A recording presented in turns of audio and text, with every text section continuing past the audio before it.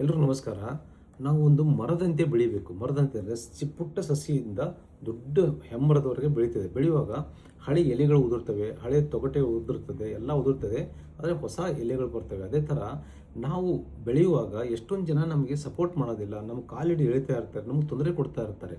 ನೀವು ಬೆಳೀತಾ ಇರಿ, ಬಿಡಬೇಡಿ. ನೀವು ಪರಿಶ್ರಮ ಹಾಕಿ, ಕಠಿಣ ಪರಿಶ್ರಮ ಹಾಕಿ, ನೀವು ಏನು ಮಾಡ್ತಾ ಇದ್ದೀರಾ ಸಾಧನೆ ಹಾದಿಯಲ್ಲಿ ಮುನ್ನುಗ್ತಾನೆ ಇರಿ, ಮರ ಬೆಳೆದಂಗೆ ಬೆಳಿತಾನೆ ಇರಿ.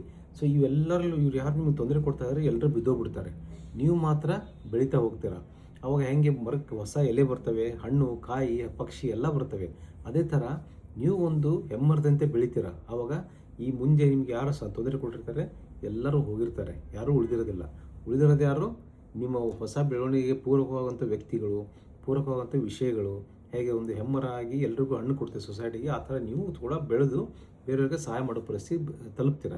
ಆದ್ದರಿಂದ ಮರ ಥರ ಬೆಳಿತಾನೆ ಹೋಗಿ.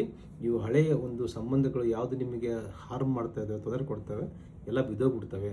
ನೀವು ಹೊಸ ಚಿಗುರೆಲೆ ಥರ ನೀವು ಬೆಳೀತಾ ಹೋಗಿ ಒಂದಿಲ್ಲ ಒಂದು ದಿವಸ ಮರದ ಥರ ಬೆಳೆದು ಯಶಸ್ವಿ ಆಗ್ತೀರ.